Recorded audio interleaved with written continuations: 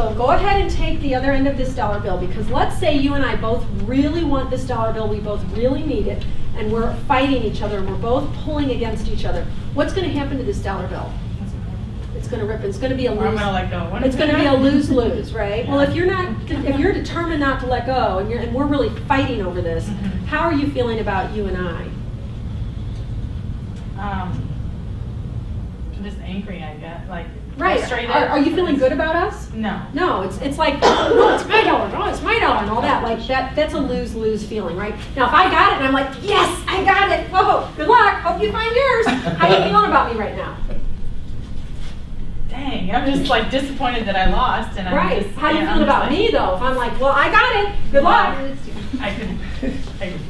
I would think that you're a bad word. Yeah. So your emotions would be angry, right?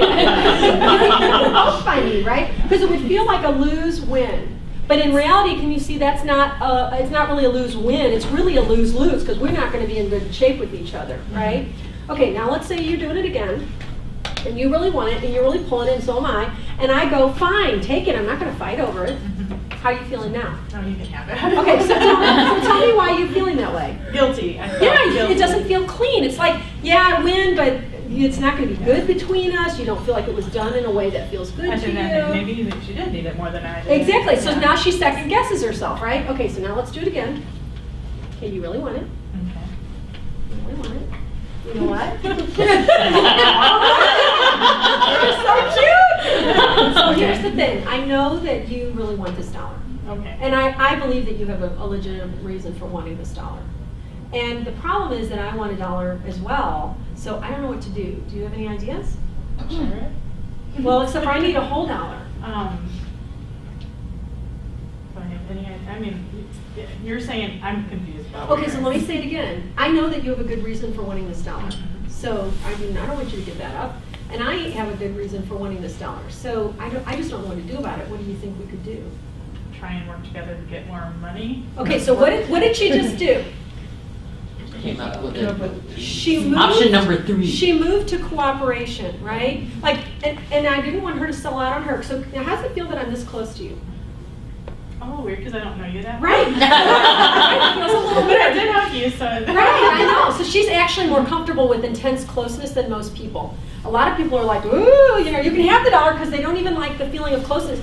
Even though, can you tell that there's no hostility in it, right? No. And there's no desire to try to, I mean, I'm even like, don't let go, you know, I know you want this and need it. So you can feel that it's not a hostile connection, it's actually a positive connection. Yet when we get a positive connection, even though it's one of our core needs, it scares us. It makes us feel very open and vulnerable and intimate. Just like when we're real affectionate to people and we say, oh, don't make me sing Kumbaya, or you know how we'll make fun of intense positive connection.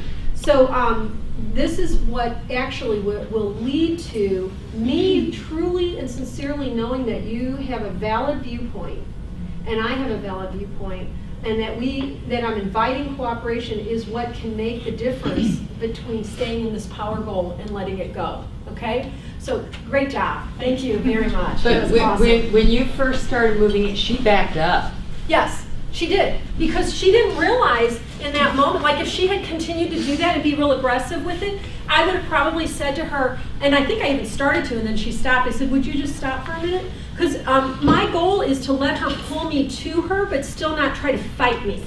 So it's all about your intention of when somebody's in power struggle with you. Like I remember one time I was doing this with somebody, and she's a very tall woman, and she said, I could take that dollar from you if I wanted to. And I said, you could. I can't control you, and I don't want to control you. Now we think that that's a position of weakness. It's not.